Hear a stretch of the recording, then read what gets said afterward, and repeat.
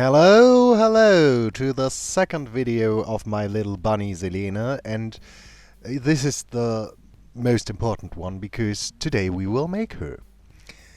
The pattern I made in the last video that you may or may not have seen is available on Facebook for free. I wasn't sure where to post it or how to post it anywhere else, so you have to get it from Facebook. Maybe some of you can tell me how I can make it to another platform with this. A very important note, you get the pattern already figured out. I show you here the process how I made it with some of the mistakes I made. So, first things first.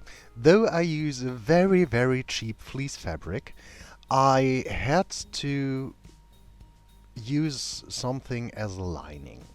And no, you don't have to use expensive Aida fabric for cross-stitching, as I did. It was the only thing I had in hand at the moment. At hand. Doesn't matter. You can use any stiffer cotton fabric that don't have has a stretch, because that is the main problem. Something like fleece or most of the fabrics that are not straight up fake fur have a little bit of a stretch to them, and that will look quite interesting as soon as you stuff it. So if you have a fabric with a stretch, use a cotton fabric, trace all your pattern pieces onto it, and that makes it even easier because you can trace them with nearly every pencil. I used a marker for it, and no one will see it. And after you traced all your pattern pieces on the stiff fabric, you can pin them onto the nicer fabric that you will use for the outside of your plushie. And from there on, you use them or you treat them as if they already were one. With this, you have more or less made the stiffer mesh side of fake fur. Yeah. After cutting everything out, we will start with the legs, and first we close the darts at the top of the leg. If you don't want to have her with quite wide hips, just use the inner leg thing 2 times. I wanted her to have a little bit broader hips, so I used the pattern with the dart in it. And after that was closed by machine, which I won't show you, I just put it onto the inner part of the leg and closed that by with leaving a little gap at the backside to turn it inside out and stuff it later. Though the arms are more or less the same process than this, you can just close them in the same way. Leave a little gap at the backside of the arm to turn it and stuff it. And I close them normally with a very messy web stitch. I think it's a web stitch or ladder stitch. I don't really know. You do you. I close stuffies, or yeah, plushies, most of the time quite messy, because at the point where I am finished with the stuffing, I tend to want to run away from them. After turning them, the legs look quite nice already. You don't want to stuff them at this point because you will add some joints. So now I will care for the body, and this body will look different than the one in your pattern because I did something wrong. With the shape it has now, it's more of a two-piece body. So front and back, and not a third piece necessary. But though I wanted the third piece, I had to first stitch one of the seams together, then put in the third piece, stitch that line, and then close everything together in the end. Again, with an opening in the back, because the neck part which is open too will be closed later. And the part where I left it open in the back will be the back of the plushie. After all three seams were closed and the needles removed, I turned the body inside out and test stuffed it and decided that it was ugly as hell. Which is quite obvious because we had too much fabric.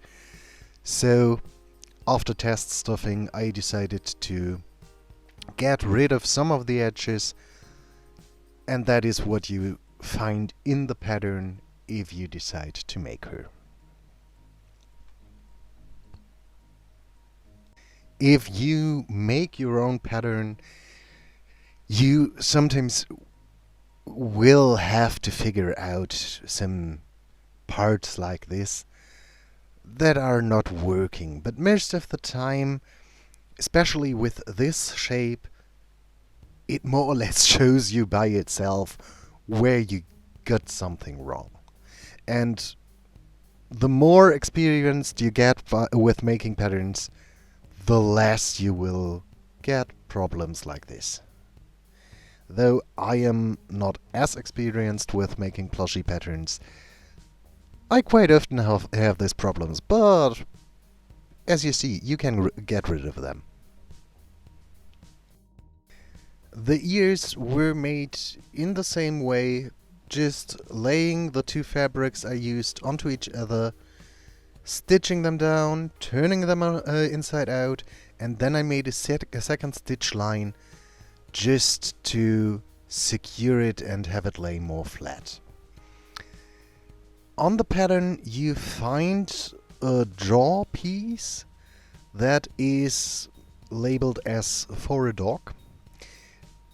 When I made the pattern, I first thought I would need this, and it turned out later it wasn't necessary, so I removed it for the bunny version. But it reminded me a bit of a dog, so I left it in the pattern.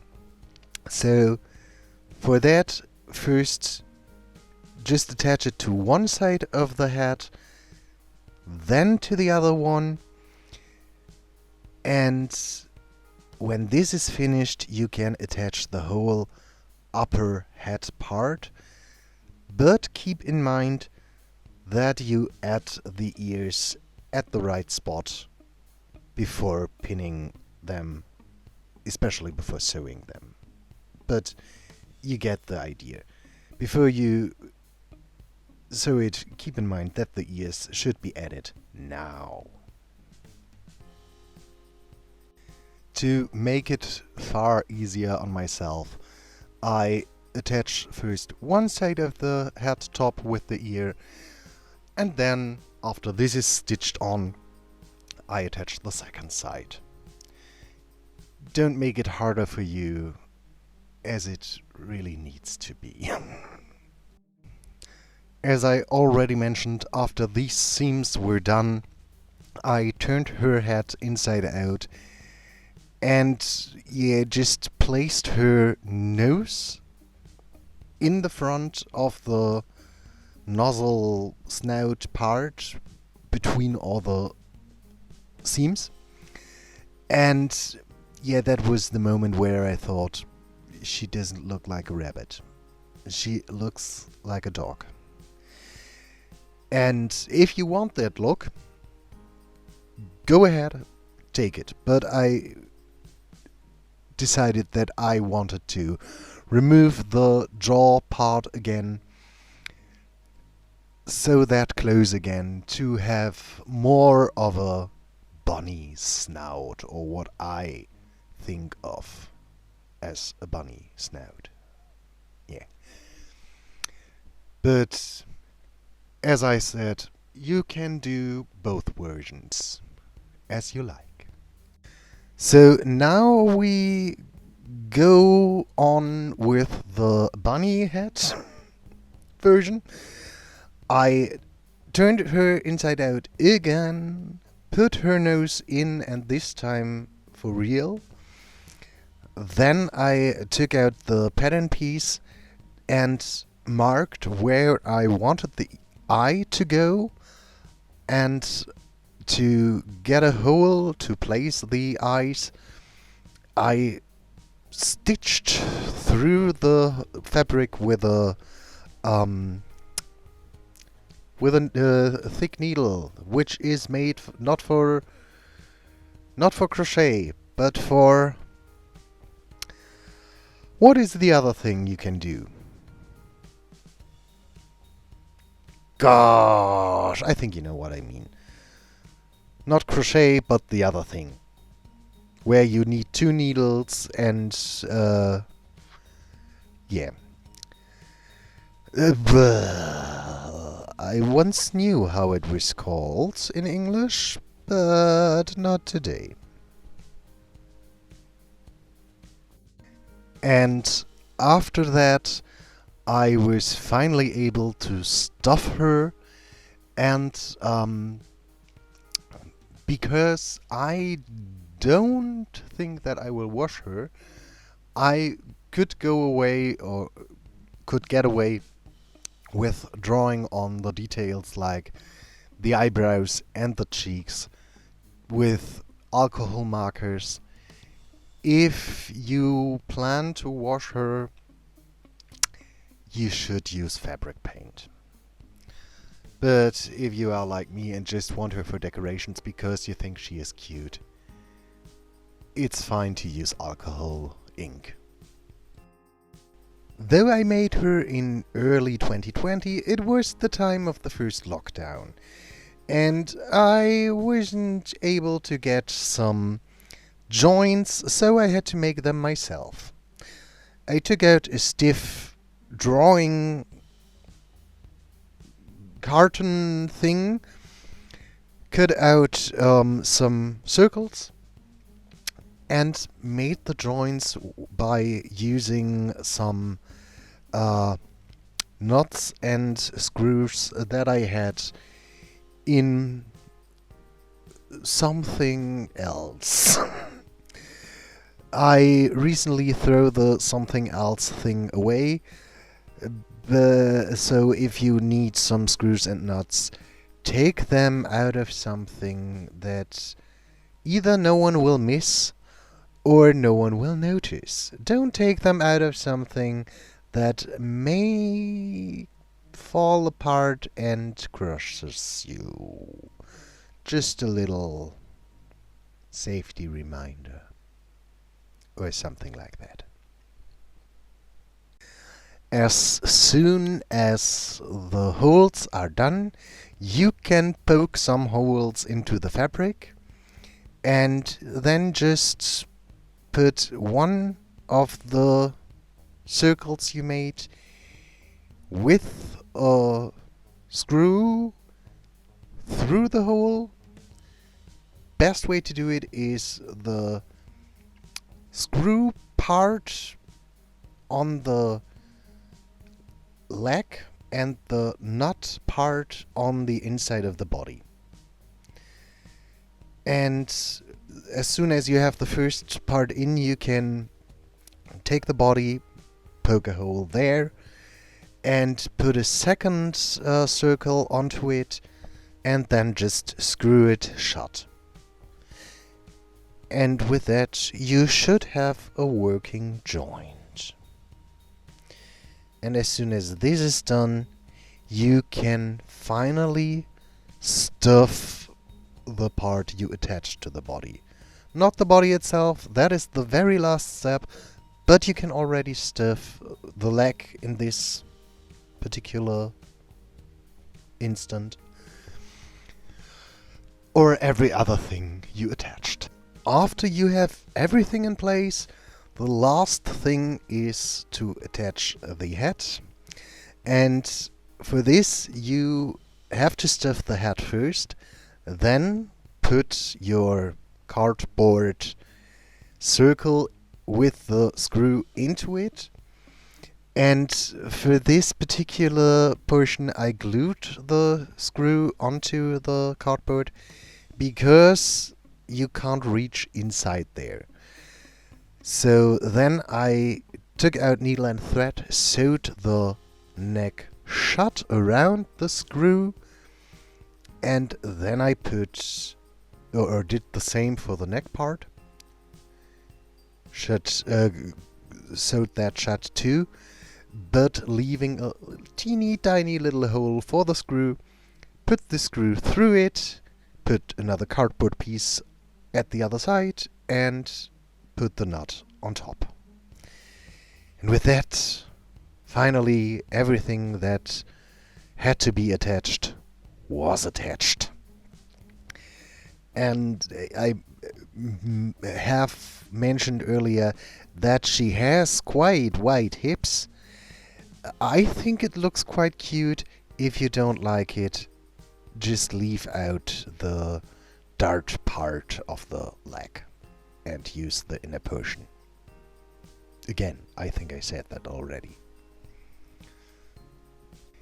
Now you have finally reached the point where you can stuff her body and close her up.